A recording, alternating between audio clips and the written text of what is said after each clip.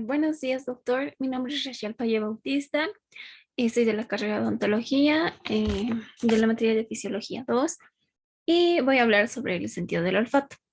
Como introducción, podemos decir que el sentido del olfato se va a encargar de describir y diferenciar los olores. Es un sentido químico, un químico receptor, porque detectan compuestos químicos en nuestro ambiente. Y nuestro olfato, nuestro sentido del olfato es mucho más fuerte al momento de nacer. Nosotros podemos diferenciar más de 10.000 olores diferentes. ¿Para qué sirve el sentido del olfato? Va a percibir diversos olores, también para detectar y procesar los olores. Va a ser un sistema de defensa para decirnos cómo está nuestro entorno, si está limpio, si está sucio, si es seguro o no. Un ejemplo puede ser sobre una manifestación. Si a simple vista no podemos ver la cantidad de gente y el peligro que nos sometemos, podemos, con el sentido del olfato, podemos llegar a oler el gas que mayormente está en manifestaciones. Entonces nosotros percibimos que estamos frente a un peligro. Las funciones del sentido del olfato. La supervivencia, como ya lo había explicado, puede ser en una manifestación, también puede ser en una comida. A simple vista no podemos ver si el pan está o no en un buen estado. Eh, Mediante el olfato lo percibimos que no está, que no está bien. También el sentido del olfato colabora con el sentido del gusto en la percepción de los sabores de los alimentos. Eh, Otra función es que nosotros podemos identificar una variedad de olores, más de 5.000 a 10.000 diferentes olores. El sentido del olfato va a reforzar la memoria, ya que uno recuerda mejor con los olores y los eventos asociados a los en sonidos, imágenes. También participa en nuestro estado de ánimo, en las emociones, en el comportamiento, ya que la percepción del olor va a modificar nuestra conducta. Es un marcador temprano de enfermedades. ¿Por qué? Porque al momento por ejemplo, de esas enfermedades puede ser de Alzheimer, esquizofrenia, Parkinson. Al principio de esta enfermedad va a disminuir la capacidad de percibir los olores. Entonces, es un marcador temprano de enfermedades. Generalidades. Bien, para que haya una estimulación, deben entrar pequeños flujos de aire de alta frecuencia. Eh, el estímulo químico debe ser un volátil, es decir, ingresa con el aire que respiramos, luego tiene relación con el mucus nasal, disolviéndose en proteínas del mucus, actúa en los cilios de los receptores. El receptor también va a ser un telereceptor. ¿Pero por qué? Porque monitorea a distancia el estímulo. El mucus nasal va a tener lo que es lo que va a tener es agua, proteína, adenilciclasas y proteínas G alfatorias que acercan a las sustancias odoríferas a los cilios, que va a ser los receptores. Partes del sentido del olfato. Podemos ver en la imagen la cavidad nasal, los nervios olfatorios, la lámina cribosa, el bulbo olfatorio y el tracto olfatorio.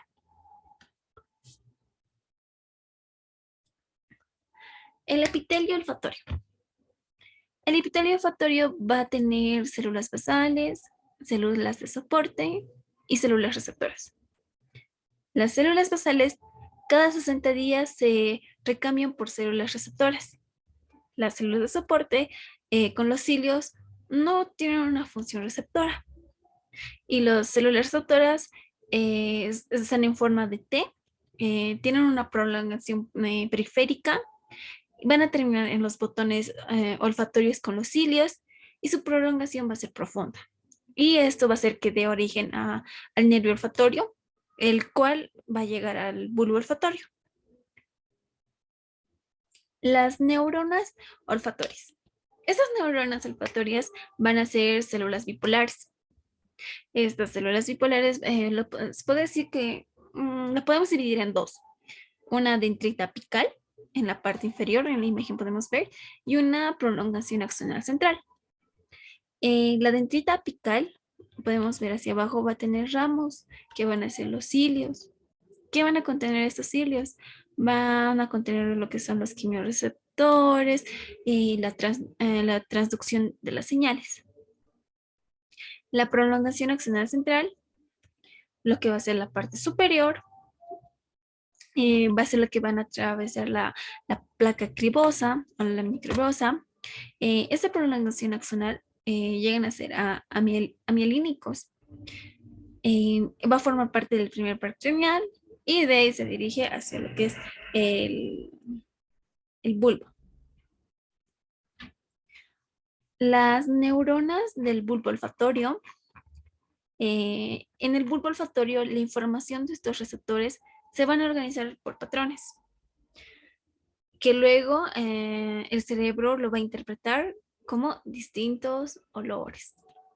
La experiencia es individual, va a ser de memoria olfativa y se formará durante los primeros años de vida y son duraderos.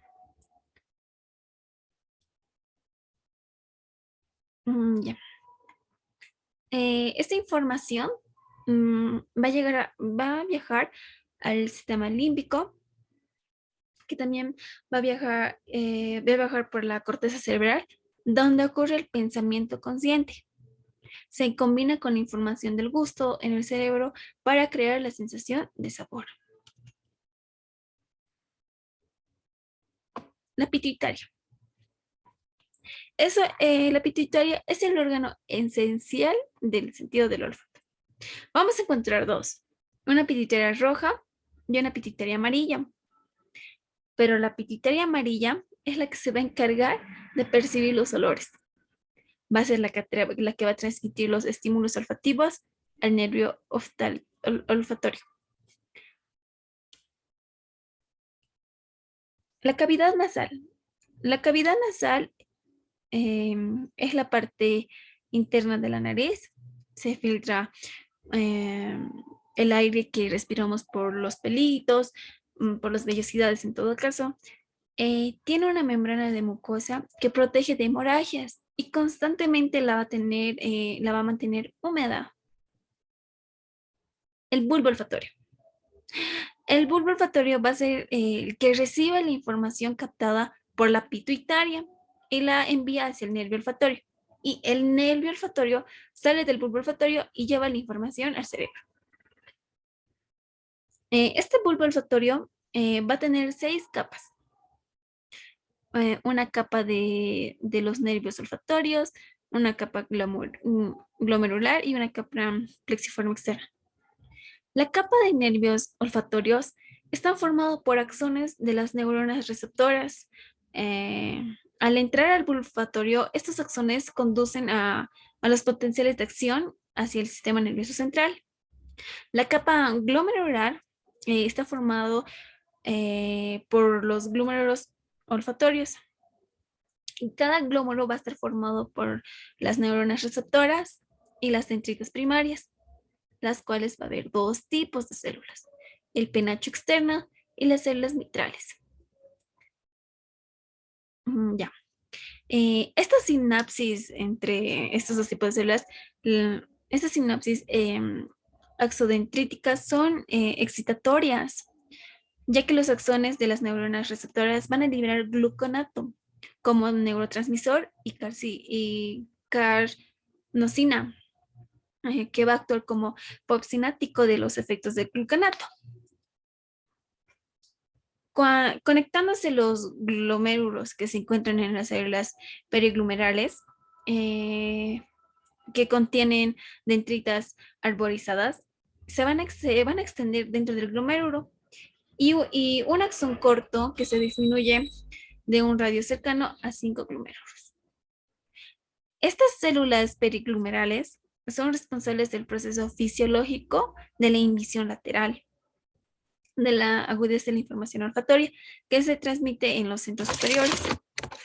Entonces vamos a decir que cada bulbo posee miles de glúmerulos y cada uno de ellos va a recibir una información de aproximadamente de 25.000 axones de neuronas receptoras y está formado por 25 células mitrales grandes, 60 células de penacho más pequeñas y un 25% de células periglumerales.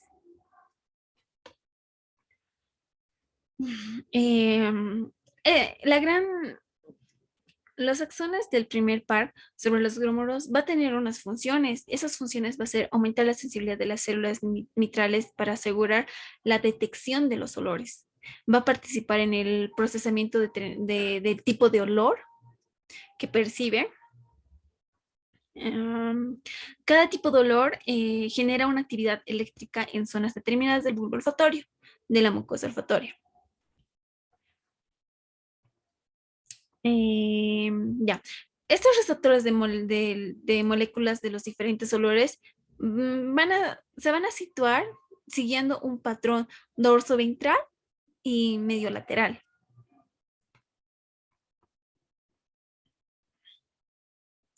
La capa plexiforme externa. Esta capa plexiforme externa va a estar formada por dos subtipos de células, el penacho, las medias y las internas, cuyo neurotransmisor es la dopamina. La dendrita primaria de ambas va a estar conectada a un solo glomérulo y sus axones se proyectan en la corteza olfatoria por la estría o tracto olfatorio. La capa de células mitrales. En esta capa de células mitrales en la que se van a encontrar los cuerpos celulares de las células mitrales. Cada célula mitral va a poseer una dendrita primaria que va a terminar ramificándose y va a hacer sinapsis con las fibras del nervio olfatorio, conformando un glomérulo como un glomérulo. Las dendritas secundarias de las células mitrales también se encuentran en esta etapa y van a terminar en la etapa en la capa plexiforme externa, que va a ser una sinapsis con las dendritas de las células glomerales.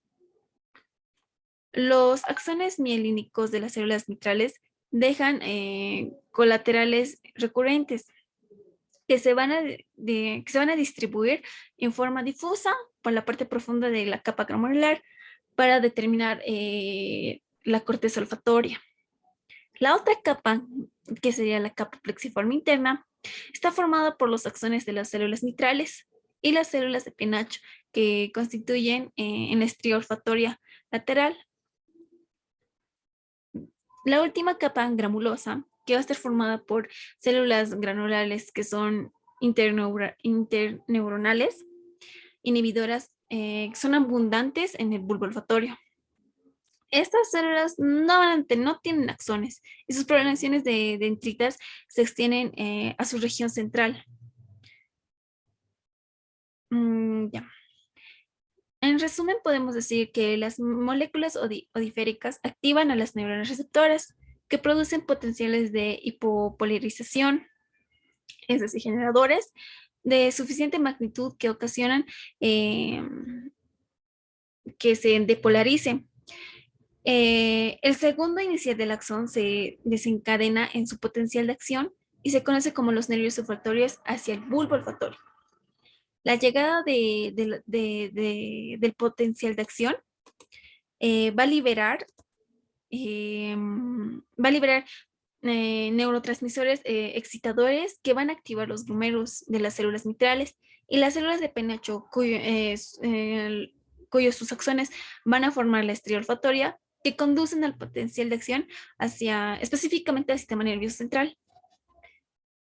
La información de la salida del bulbo olfatorio hacia las áreas de la médula por el proceso es inhibición lateral, que se va a ejercer en dos capas del bulbo olfatorio. Es decir, que la capa, es decir, en la capa glomerular por las células periglomerares que ejercen un control inhibidor de algún glomérulo, y en las capas plexiformes externas de la sinapsis dendríticas entre las células mitrales y los glomérulos. Este proceso eh, afirma la información y participa para que podamos identificar los distintos olores. Los receptores. Los receptores se van a encontrar en la cavidad nasal y van a ser los que van a captar los olores. Ya. Las vías centrales olfatorias. Va a haber dos. Unas vías centrales olfatorias aferentes y eferentes.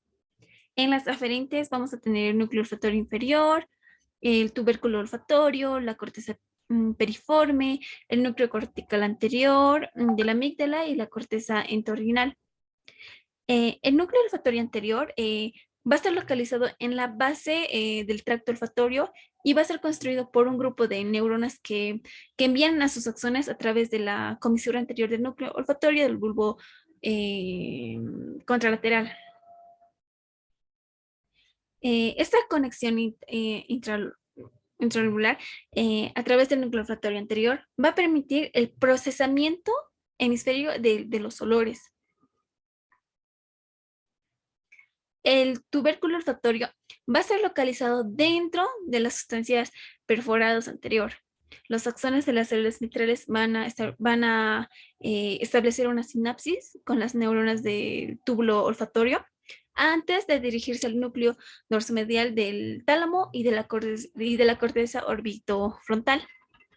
La corteza piriforme constituye lo que es el olfato. La corteza, va a ser la corteza primaria. Es la principal estructura la que se va a dirigir la estría olfatoria y las neuronas. En esta área van a responder lo que van a determinar el olor. Son responsables de la percepción y de la discriminación de los olores. El núcleo cortical anterior de la amígdala es el que media las emociones asociadas a los olores y va a enviar fibras que la van a conectar con las estructuras del hipotálamo para que sus respuestas conductuales y neurocrinas van a estar vinculadas para un determinado olor. La corteza enterorenal va a ser la encargada de almacenar la memoria de los olores. Sus neuronas se van a proyectar en el hipocampo.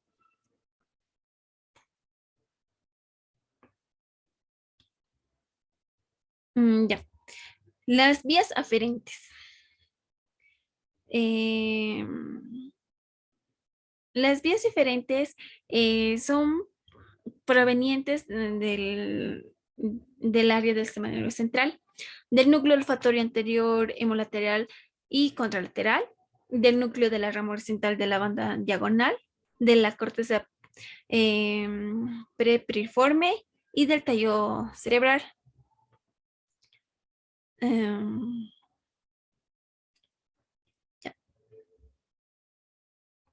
Mecanismo de translucción olfatoria. Bueno, como podemos ver en la imagen, el mecanismo de translucción olfatoria se va a basar en moléculas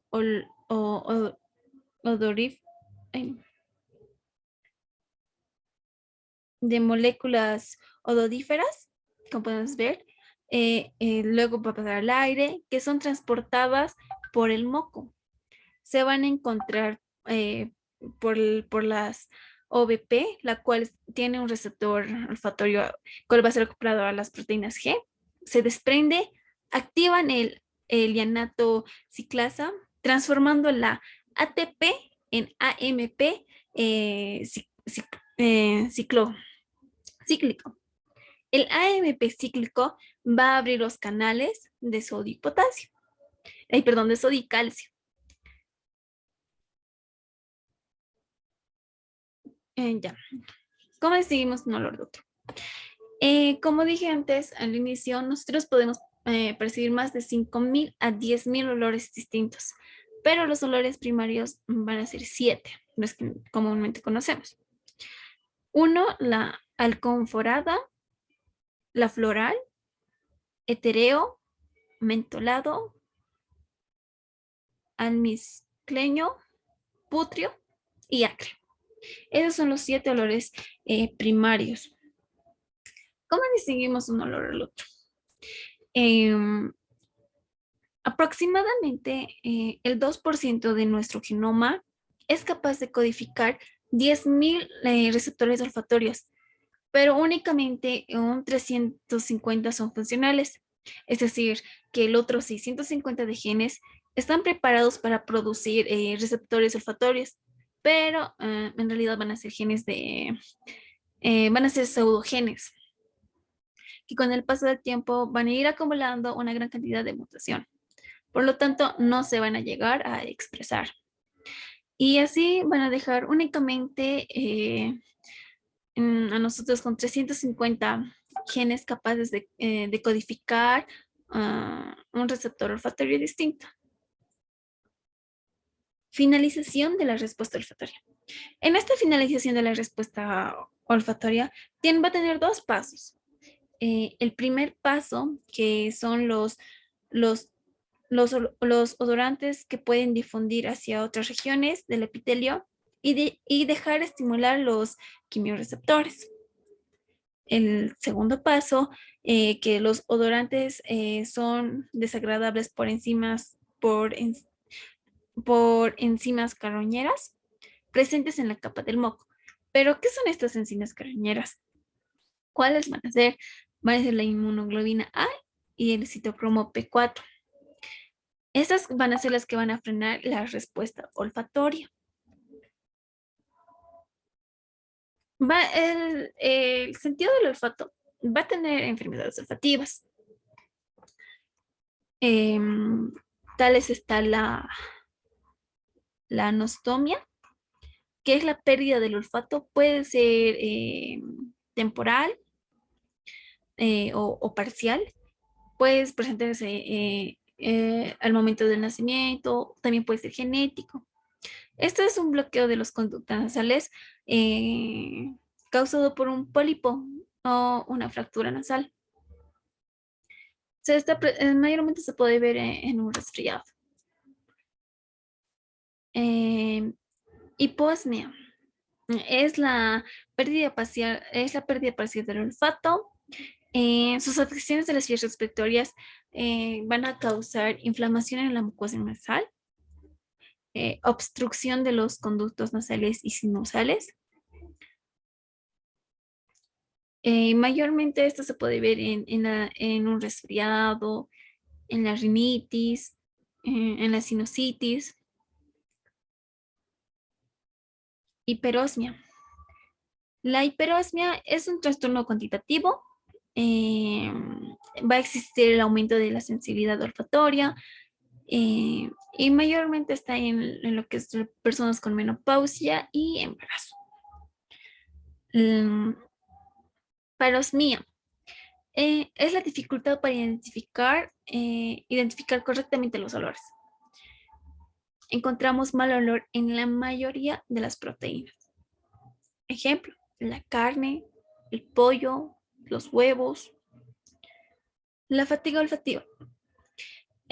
Tras un cierto tiempo en contacto con un olor, dejamos de percibirlo. La fantasmía es la alucinación olfativa, es decir, que percibe un determinado olor a pesar de que no existe el estímulo. En conclusión, podemos decir que el sistema del olfato es súper importante, ya que nos permite captar los olores de las sustancias. Es el órgano de la nariz y su funcionamiento va a ser así. Los olores van a viajar por el aire, van a entrar por orificios nasales y llegan a las fosas nasales, donde va a ser la pituitaria amarilla, se va a encargar de captar los olores. La información es enviada hacia el cerebro, es enviada hacia el cerebro por el nervio olfativo. Gracias.